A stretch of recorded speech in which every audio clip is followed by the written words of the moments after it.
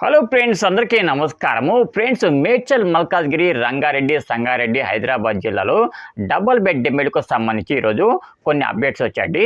వాటితో పాటు మరొక జిల్లాలో కూడా డబుల్ బెడ్‌కు సంబంధించి కొన్ని అప్డేట్స్ వచ్చాయన్నమాట.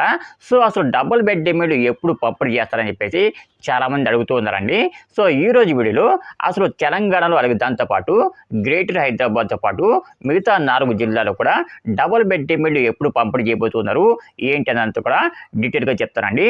సో, ఎవరైతే డబుల్ బెడ్ ఇందిరమ్మ ఇంట్లోకి అప్లై చేసుకొని L2 లిస్ట్ ఉన్నారో అటువంటి వారు తప్పకుండా ఈ వీడియోని ఎండ్ వరకు చూడండి, ఎక్కడొక స్కిప్ చేయకండి. సో, ఇక ఏమాత్రం లేట్ చేయకుండా నేరుగా వీడియోలకైతే వెళ్ళిపోదాము. ఫ్రెండ్స్, ఎవరైతే మేడ్చల్, మల్కాజ్గిరి, రంగారెడ్డి, హైదరాబాద్ దాంతోపాటు జిహెచ్ఎంసీ పరిధిలో ఇందిరమ్మ ఇంటికి అప్లై చేసుకొని L2 లిస్ట్ ఉన్నారో అటువంటి వారికి ప్రభుత్వము డబుల్ బెడ్ ఏర్పాట్లు చేయబోతుందండి, పంపిణీ చేసే విధంగా. So, double bed final list తయారు చేస్తూ ఉన్నారండి. ఫ్రెండ్స్, సెప్టెంబర్ నెల మొత్తం కూడా డబుల్ బెడ్ ఫైనల్ లిస్టు మనకి గ్రేడింగ్ చేస్తూ ఉంటారండి. అక్టోబర్ నెలలో తప్పకుండా గ్రేటర్ హైదరాబాద్తో పాటు మిగతా 4 జిల్లాలు ఏవైతే ఉన్నాయో అటువంటి జిల్లాలు తప్పకుండా డబుల్ బెడ్ పంపిణీ చేసే అవకాశం అయితే ఉంటుందన్నమాట. ఎందుకంటే సెప్టెంబర్ నెలలో మనకి సెలవులు ఎక్కువగా వచ్చాయండి.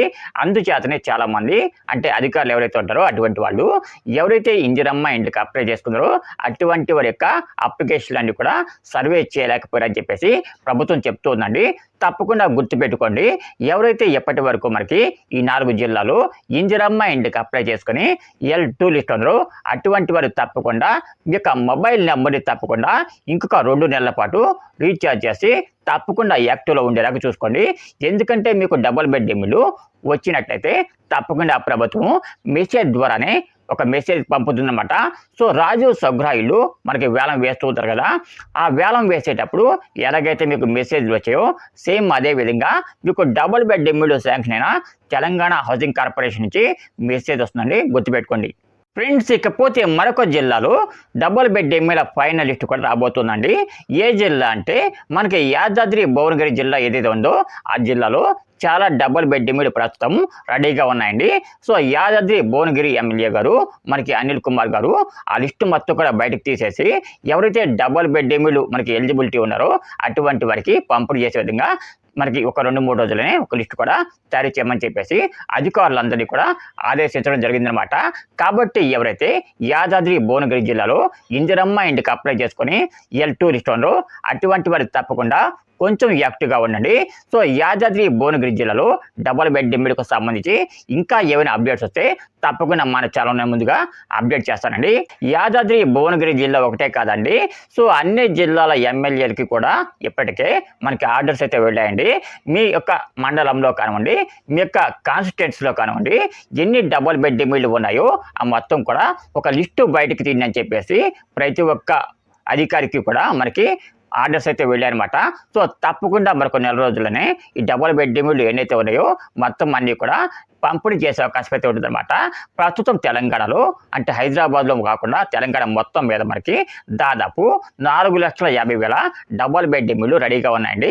మన హైదరాబాద్లో మనకు చూసుకుంటే హైదరాబాద్లో ఒక్క చోటే దాదాపు 1,70,000 డబుల్ బెడ్ ఖాళీగా ఉన్నాయండి. ఈ 1,70,000 డబుల్ బెడ్ దాదాపు ఒక 35,000 వరకు నిర్మాణంలో ఉన్న డబుల్ బెడ్ ఉన్నాయండి. ఒకవేళ మీకు నిర్మాణంలో ఉన్న డబుల్ బెడ్ ప్రభుత్వం ఇస్తే తప్పకుండా కళ్ళగద్దుకొని తీసుకోండి. ఎందుకంటే మనం కట్టుకున్నది వేరండి, ప్రభుత్వం కట్టించేది వేరు. సో, ఇంతకు ముందు కూడా నేను ఇదే రకంగా చెప్పానండి. సో, నాకు సొంతంగా ఇల్లు కట్టుకోవాలనుకుంటే నేనే కట్టుకుంటానండి.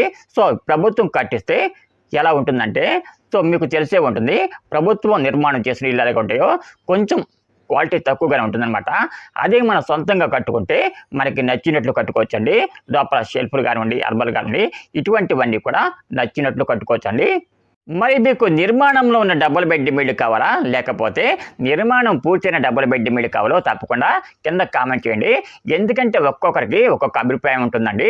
తప్పకుండా మీ అభిప్రాయం ఏంటో తప్పకుండా కింద కామెంట్ చేయండి. చాలామంది డబుల్ బెడ్ మాకు నిర్మాణం పూర్తయినవే కావాలని చెప్పేసి అంటున్నారండి. ఫ్రెండ్స్, నిర్మాణం పూర్తయిన డబుల్ బెడ్ మీకు ఇస్తే ఇంకా పని అయితే ఏమి ఉండదన్నమాట. అంటే ప్రభుత్వం ఇచ్చే 5 లక్షల రూపాయలు మీకు రావన్నమాట. ఓన్లీ నిర్మాణంలో ఉన్న డబుల్ బెడ్ మాత్రమే ప్రభుత్వము ఇసుక ఇచ్చి సిమెంట్ ఇచ్చి 5 లక్షలు ఇస్తుందన్నమాట. సో మీకు ఒకవేళ నిర్మాణంలో ఉన్న డబుల్ బెడ్రూమ్ ఇల్లు వద్దనుకుంటే ప్రభుత్వానికి అర్జీ పెట్టుకోవచ్చండి. మాకు నిర్మాణంలో ఉన్న డబుల్ బెడ్రూమ్ ఇల్లు వద్దు, నిర్మాణం పూర్తయిన డబుల్ బెడ్రూమ్ ఇల్లు కావాలని చెప్పేసి ప్రభుత్వానికి అర్జీ పెట్టుకుంటే తప్పకుండా మళ్ళీ మార్చి ఇస్తుందన్నమాట. సో గుర్తుపెట్టుకోండి, ఎవరైతే ఇప్పటి వరకు ఇందిరమ్మ ఇంటికి అప్లై చేసుకొని L2 లిస్ట్ ఉన్నారో అటువంటి వారు కొంచెం వెయిట్ చేయండి, లిస్టులు రెడీ అవుతున్నాయి అన్నమాట.